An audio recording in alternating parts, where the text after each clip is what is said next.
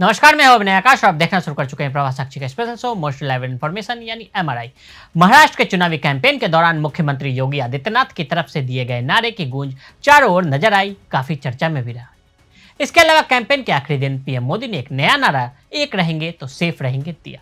BJP का कहना था कि अलग अलग धर्मों, जातियों और समुदाय में नहीं बंटना है, बल्कि हमें नए भारत के लिए वोट करना है। महाराष्ट्र चुनाव के नतीजे आ चुके हैं। ठाकरे परिवार की राजनीति को ऐसा झटका लगा कि जो ठाकरे परिवार कभी सत्ता के समीकरण का केंद्र हुआ करता था, अब हार की हताशा से जूझ रहा है। नतीजों से साफ हो गया कि न सिर्फ महाराष्ट्र नवनिर्माण सेना के मुखिया राज ठाकरे का राजनीतिक रसूख खत्म हो गया, बल्कि उद्धव ठाकरे भी अपने पिता के बनाए राजनीतिक साम्राज्य को कायम नहीं रख पाए। उद्धव की शिवसेना और राज की मन से दोनों ही इस चुनाव में अपनी जमीन बचा पाने में नाकाम रहे।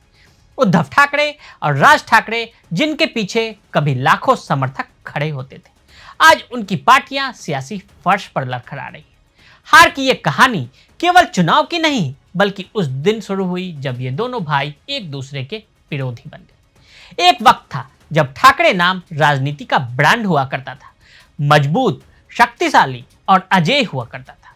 लेकिन आज ये नाम राजनीति के मैदान में दिशाहीन घूम रहा है। आखिर इसकी वजह क्या है? सवाल यह भी उठता है कि परिवार के बंटने से जो वोट कट गए हैं, क्या वो एक होकर फिर से सेफ हो सकते हैं?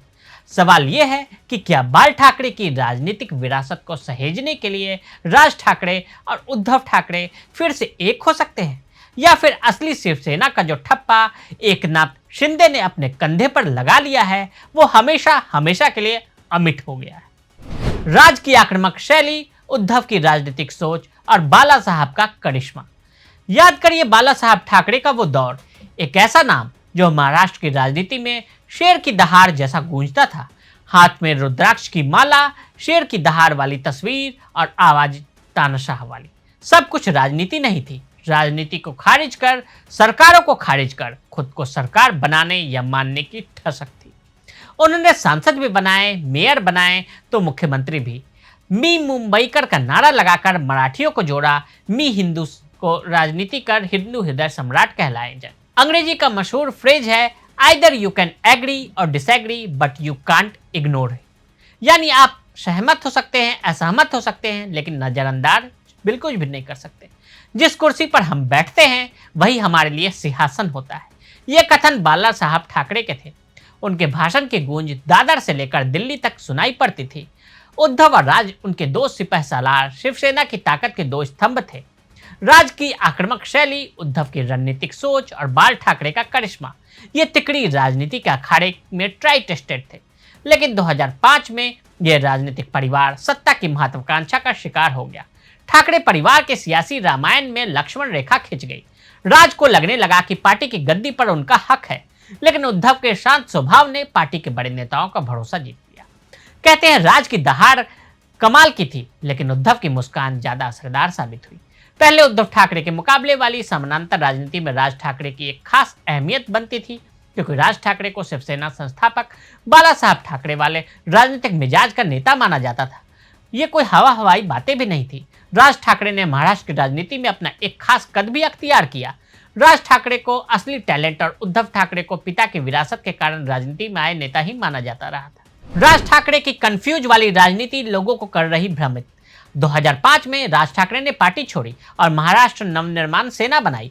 राज ठाकरे उसी चाल पर चलना चाहते थे जिस धार पर चलकर बाल ठाकरे ने अपनी उम्र गुजार दी थी। 27 नवंबर 2005 को राज ठाकरे ने अपने घर के बाहर अपने समर्थकों के सामने घोषणा की, मैं आज से शिवसेना के सभी पदों से इस्तीफा दे रहा हूँ। पार्टी कलर्क चला रहे हैं, मैं नहीं रह सकता। हालांकि राज ठाकरे का पार्टी छोड़कर जाने का दुख बाला ठाकरे को हमेशा से रहा, लेकिन 16 साल की राजनीति में राज ठाकरे के हाथ अब तक कुछ खास नहीं लग सका। पुरानी कहावत है, खोखा चना बाजे घना। अंदर जब कंटेंट नहीं होगा, आप कितना भी बढ़ते रहिए, प्रभावशाली नहीं होगा। इसी वजह से उनकी पार्टी लगातार सिकुड़ती चली गई। एक वक्त ऐसा भी था कि उनके 13 विधायक जीत कर आए थे। 2 बार से विधायकों के लाले पड़े हैं। लगातार ऐसा दूसरा चुनाव है जहां उन्हें 0 सीटें मिली हैं। राज ठाकरे की कंफ्यूज वाली राजनीति लोगों को भ्रमित कर रही है। अचानक उत्तर भारतीयों को भगाने लगते हैं, फिर महाराष्ट्र की अस्मिता की बात करते हैं, कभी हिंदू हृदय सम्राट बन जाते हैं, अयोध्या, काशी और मथुरा की बात करने लग जाते हैं, फिर उन्हें उत्तर भारतीय भी हिंदू और अपने लगने लगते हैं, कभी नरेंद्र मोदी की तारीफ करने लगते हैं, कभी नरेंद्र मोदी की बुराई करने लगते हैं। मतलब लोग भी नहीं समझ पा रहे कि आपको किसकी तरफ है। कभी शरद पवार की तारीफ कर देंगे तो कभी कांग्रेस के साथ बात करने चले जाएंगे, कभी भारतीय जनता पार्टी की सरकार बनाने की बात करते हुए मोदी शाह की तारीफ, तो कभी गुजरात बनाम महाराष्ट्र करने की कोशिश। इस तरह की कंफ्यूजन की स्थिति की वजह से उनकी ये हालत हुई है। उद्धव और राज की लड़ाई ने ठाकरे की चमक को फीका कर दिया। बाल ठाकरे का आशीर्वाद उद्धव के साथ था, लेकिन राज के पास भाषणों का तड़का। दोनों को लगा हम अकेले ही काफी हैं, लेकिन तब उन्हें इस कोई बताने वाला नहीं था कि जब तक एक हैं तब तक सेफ है। कहानी तब और मजेदार हो गई जब 2019 में उद्धव ने मुख्यमंत्री बनने के लिए बीजेपी से किनारा कर लिया और महाविकास आघाड़ी के साथ सरकार बना ली। उधर राज ने बीजेपी और शिंदे की शिवसेना का अनकहा समर्थन किया। दोनों भाई अलग अलग दिशा में दौड़ने लगे। 2024 के चुनाव में उद्धव की शिवसेना, यूबीटी और राज की मंच से दोनों ही जनता के दिल में जगह नहीं बना पाए। उद्धव जो बाल ठाकरे के उत्तराधिकारी माने जाते थे, आज न पार्टी का नाम बचा पाए और न ही चुनाव निशान। वही राज, जिनके भाषणों की गूंज पूरे महाराष्ट्र में सुनाई देती थी, अब सिर्फ स्थानीय मुद्दों तक सिमट कर रह गए। राज ने सोचा था कि मराठी मानुस का मुद्दा उन्हें सत्ता दिलाएगा, लेकिन जनता ने सोचा कि यह तो पुराना हो गया, कुछ नया लाओ।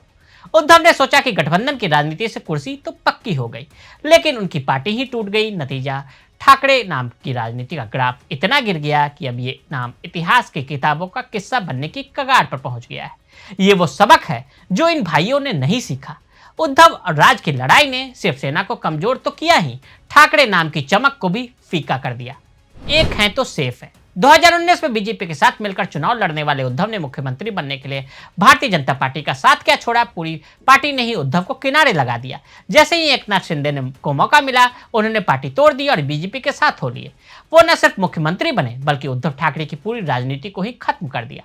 महाराष्ट्र के सियासी बैटल के सबसे बड़े खिलाड़ी तो वो नेता बनकर उभरे जिन्हें चुनाव के दौरान मंचों से उद्धव ठाकरे और उनके बेटे आदित्य ने गद्दार कहकर कई बार संबोधित किया। 2024 में तो एकनाथ शिंदे ने यह साबित कर दिया कि वो असली शिवसेना और उसका वारिस ठाकरे परिवार नहीं बल्कि एकनाथ शिंदे है।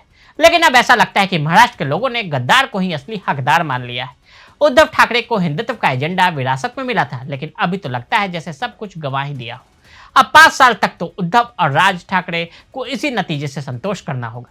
अगर उन्हें बाल ठाकरे की विरासत बचानी है, वो फिर से शिवसेना का वर्चस्व महाराष्ट्र में कायम करना है, फिर से खुद को साबित करना है, तो शायद उनकी एकजुटता ही इसमें मदद कर सकती है। आखिर प्रधानमंत्री मोदी भी तो कहते हैं, एक है तो सेफ है। परिवार एक रहा तो विरासत भी एक रहेगी, वरना उद्धव और राज के मनसे के अलग अलग लड़ने से इनके वोट कैसे कटे, महाराष्ट्र 2024 नतीजा इसका गवाह है। तो आज हमने आपको उद्धव और राज ठाकरे, शिवसेना और मनसे की कहानी बताई। आज के लिए दे इजाजत। ऐसे रिपोर्ट्स को देखने के लिए देखते रहें प्रभा साक्षी।